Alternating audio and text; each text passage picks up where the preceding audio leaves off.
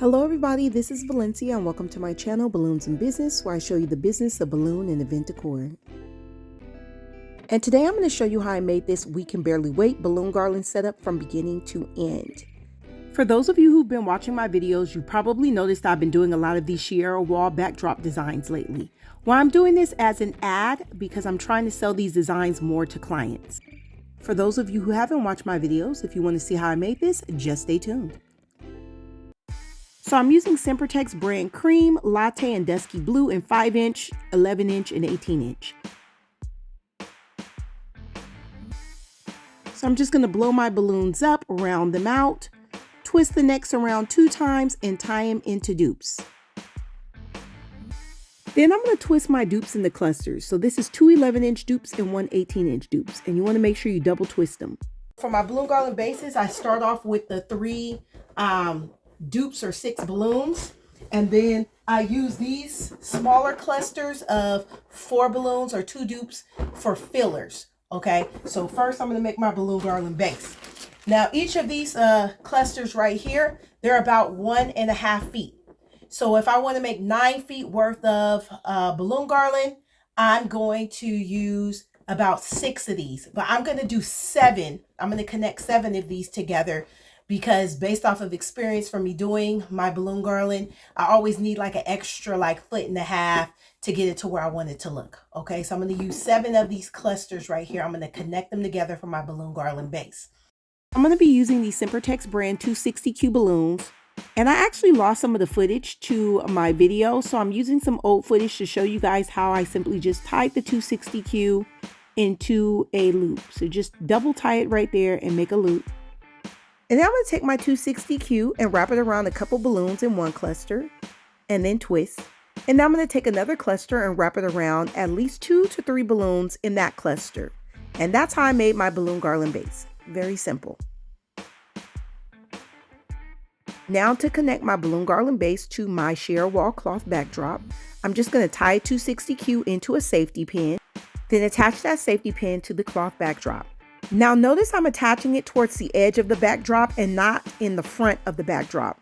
The balloons have a habit of leaning forward, so by attaching it to the edge and to the back of the backdrop, you keep the balloons from leaning so far forward that they just cover up the front of the backdrop. I want the balloon garland to frame the backdrop, not overpower it. So notice at the top, I'm attaching it at the back. I'm not even doing it in the front. So once I attach my balloon garland base, I'm just going to rearrange my balloons to the way I want them.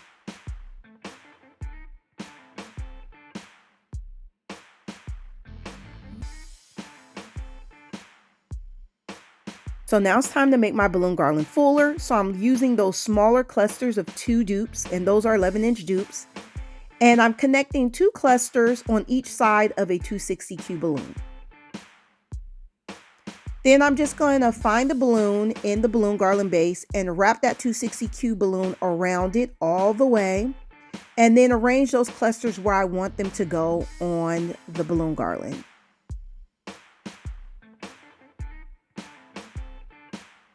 I always like the bottom of the balloon garland to spread out a little bit, so I'm going to add another cluster, and that's a cluster of the 6 balloons. And I'm going to add that to the bottom because I want my balloon garland to spread out at the bottom. And then I'm just going to rearrange that balloon garland right there to take care of that gap. And so I'm just going to go up the balloon garland base, just adding those clusters of 2 dupes as I'm going up, just to fill in that balloon garland. And then I'm just going to rearrange them the way I like. After rearranging them, I'm seeing some gaps, so I'm adding some more clusters of about 1 to 2 dupes, which is 2 to 4 balloons, and I'm just adding them in there to fill that balloon garland out. Now again, as I'm adding these balloon garlands, I'm also playing around with the shape. So I'm constantly, pushing that balloon garland inward, rearranging things to try to get that shape to look the way that I want it to look. And now I'm just twisting in individual dupes.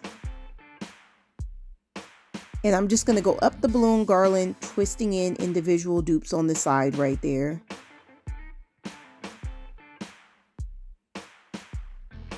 If you notice the shape I'm trying to get, it's almost like a triangle, and then it curves around the top of the arch.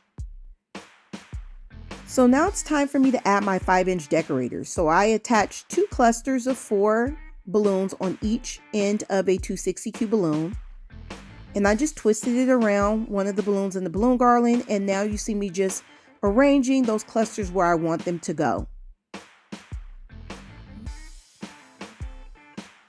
Now, one thing I like about using this method is that the 260 balloons are good at closing in gaps for your balloon garland. The elasticity of that balloon will pull up those clusters and make them stick to each other nice and tight. I usually add my 5-inch decorators at a ratio of 1 to every cluster of 6 to 8 larger balloons. So now I'm adding a floral arrangement. That's a zip tie that I'm tying around my floral foam cage. And I'm using a backdrop clip and zip tying it to the floral foam cage. And I'm doing 1 on each end of that cage. And then I'm just going to clip the cage onto the wall. Now I'm going to be adding my faux florals. I'm starting off with the dry palm leaves, in which I am breaking the stems to get down to the length that I need. So I'm doing the 2 wide leaves horizontally. And then I have some narrower palm leaves that I'm going to be doing vertically. That's how I usually start off my arrangements, with the palm leaves first. Then I'm going to be adding my faux florals. So those are cream colored roses. I cut the stems down to about 2 inches and I'm sticking them in because I want to fill in that green. And then I'm going to add some more roses, but I'm cutting the stems down to about 4 or 5 inches. Because I want to create some type of depth as far as the length goes. I don't want all of the roses to be the same length. And now I'm adding some pampas grass to the perimeters on all 4 sides. So now I'm adding a few more clusters to the right side of the wall because it's looking a little bare. And I want to cover up the foot of that sheer wall at the bottom.